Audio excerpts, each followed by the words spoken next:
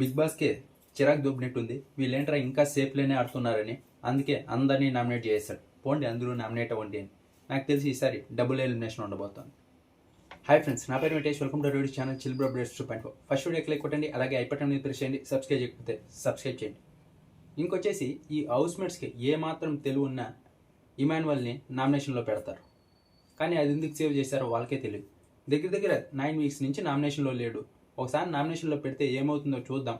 ఇంతవరకు నామినేషన్లో లేడు కదా. నాగార్జున గారు కూడా చెప్పారు కదా, లేక ఒకసారి నామినేషన్ వస్తే ఎలిమినేట్ అయిపోయిన వాళ్ళు కూడా ఉన్నారు అని నామినేషన్లో పెడదామని. లేదే, అందరూ సేవ్ చేశారు, ఒక్క బర్నీ గారు తప్ప. అది ఏం ఆలోచించారో మనకైతే తెలియదు. కానీ ఖచ్చితంగా డెసిషన్ నామినేషన్లో పెట్టిండాల్సింది ఇమాన్యువల్ని. తనకు కూడా చాలా ప్లస్ అయ్యేది. నేను కూడా మార్నింగ్ ఇమాన్యువల్ పవర్ యూజ్ చేసి సేవ్ అయ్యాడు అనుకున్నా. సారీ ఇమాన్యువల్ అన్న, నేనే తప్పుగా అర్థం చేసుకున్నా. ఖచ్చితంగా నామినేషన్లోకి వచ్చి నింటే బాగుండేది. ఇంకా వచ్చే వారం నుంచి అయినా వస్తే బాగుండు. వీళ్ళందరూ ఆ లీడర్ బోర్డ్ ఏదైతే ఉందో దాన్ని చూసి ఫిక్స్ అయిపోయినట్టున్నారు, ఇదే ఆర్డర్లో ఉన్నాము అని. నిఖిల్ అయితే ఇంకా నెక్స్ట్ లెవెల్లో ఫిక్స్ అయినట్టున్నారు. నా కింద బర్నీ, దివ్య, సంజనా గారు వీళ్ళ ముగ్గురు ఉన్నారు. నేను వాళ్ళకంటే బెటర్ కదా అని. వాళ్ళకి తెలియదు కదా పాపం అక్కడ ఎలా ఓటింగ్ జరిగిందో. అందరూ సేఫ్లోనే ఆడేశారు.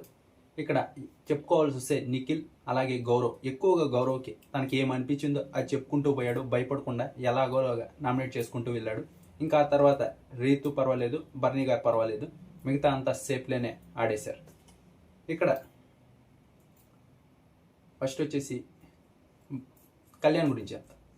కళ్యాణ్ వచ్చేసి నామినేట్ చేయాల్సింది దివ్యాని. అది ఒకవేళ ఎందుకు కెలకాలే నాగార్జున గారు చెప్పారు అనుకున్నాడో ఏమో తెలియదు. కానీ ఇక్కడ నిఖిల్ని నామినేట్ చేశాడు.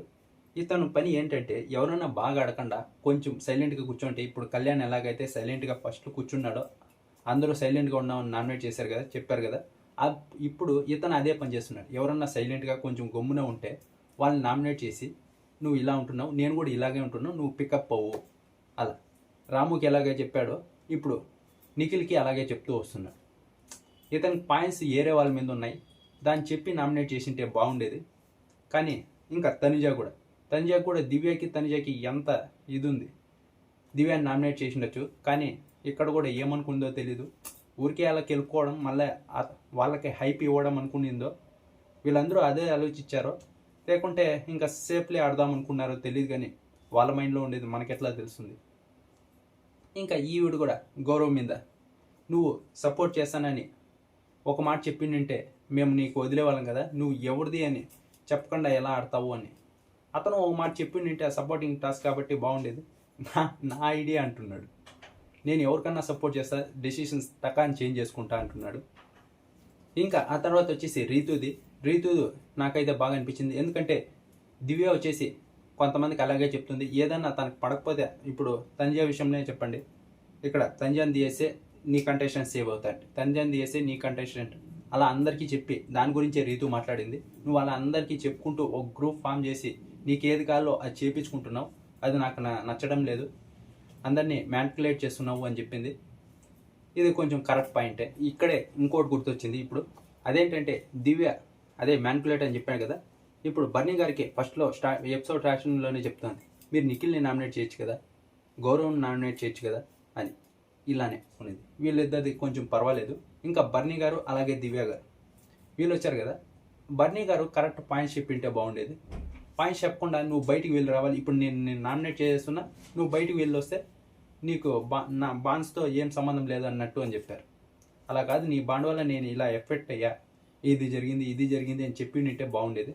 ఆయన సరిగ్గా చెప్పలేకపోయాడు. ఇంకా ఆ తర్వాత వచ్చేసి ఇమాన్యువల్ బర్నీ గారిని అయితే నామినేట్ చేశాడు. సేమ్ రీజన్స్, మీరు బాండ్స్ వల్ల ఎక్కడో వెనకపడుతున్నారన్న, మీరు సరిగ్గా గేమ్ ఆడలేదు, మీరు కరెక్ట్గా డెసిషన్ తీసుకోవాలి, ఫస్ట్లో ఎలాగైతే ఉన్నారో అలాగే ఉండిండాలి. ఇప్పుడు బాండ్స్లో చిక్కుకొని మీరు ఏది డెసిషన్ కరెక్ట్గా తీసుకోలేకపోతున్నారు, కరెక్ట్గా మీ మీద మీరు స్టాండ్ తీసుకోకుండా నిలబడలేకపోతున్నారు. మొన్న తనుజాని క్యాప్టెన్సీ టాస్క్లో కూడా మిమ్మల్ని తీసేసి మీ గురించి మీరు స్టాండ్ తీసుకోకుండా తనుజాకి సపోర్ట్గా మాట్లాడారు, అది నాకైతే నచ్చలేదు అని చెప్పుకుంటూ వచ్చాడు. మిగతావి ఏవైతే ఉన్నాయో అవన్నీ ఏం లేవు, అన్నీ డొల్ల పాయింట్లే.